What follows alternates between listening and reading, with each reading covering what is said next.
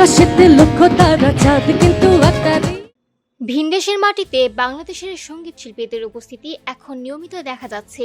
দেশীয় গানকে বিশ্বমঞ্চে ছড়িয়ে দিতে একের পর এক শিল্পী ইউরোপ, আমেরিকা ও মধ্যপ্রাচ্যে কনসার্ট করে যাচ্ছেন। এবার সেই তালিকায় যুক্ত হলেন জনপ্রিয় দুই কণ্ঠশিল্পী কিশোর দাস এবং মৌসুমী আক্তার সালমা।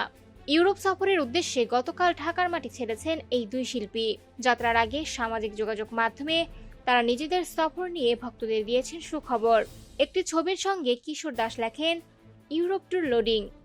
আশা করছি এটি হবে একটি স্মরণীয় সফর।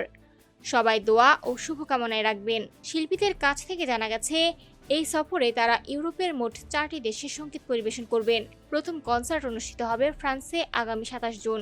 এরপর ধারাবাহিকভাবে তারা গান গাইবেন বেলজিয়াম, ইতালি এবং স্পেনে। কিশোর দাস আরও জানান, বেলজিয়াম ও ফ্রান্সে এক একটি শো থাকলেও ইতালি ও স্পেনে তারা 2টি করে কনসার্টে অংশ নেবেন। অর্থাৎ পুরো ট্যুর জুড়ে মোট কয়েকটি স্টেজ শোতে তারা প্রবাসী বাঙালি ও স্থানীয় দর্শকদের সামনে সঙ্গীত পরিবেশন করবেন। তিনি বলেন, প্রবাসী শিল্পীরা সবসময় দেশীয় শিল্পীদের কাছে পেলে অত্যন্ত আনন্দিত হন। অনেক আগ থেকেই আয়োজকরা এই ট্যুরের জন্য তাদের সঙ্গে যোগাযোগ করছিলেন। সবকিছু মিলিয়ে শেষ পর্যন্ত তারা অংশ নিতে রাজি হয়েছেন। এর আগেও ইউরোপ সফর করেছেন তারা।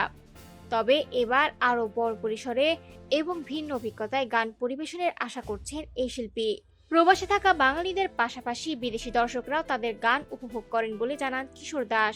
তার প্রত্যাশা, এবারের ইউরোপ ট্যুর আগের সব সফরের তুলনায় আরও বেশি সফল ও স্মরণীয় হবে।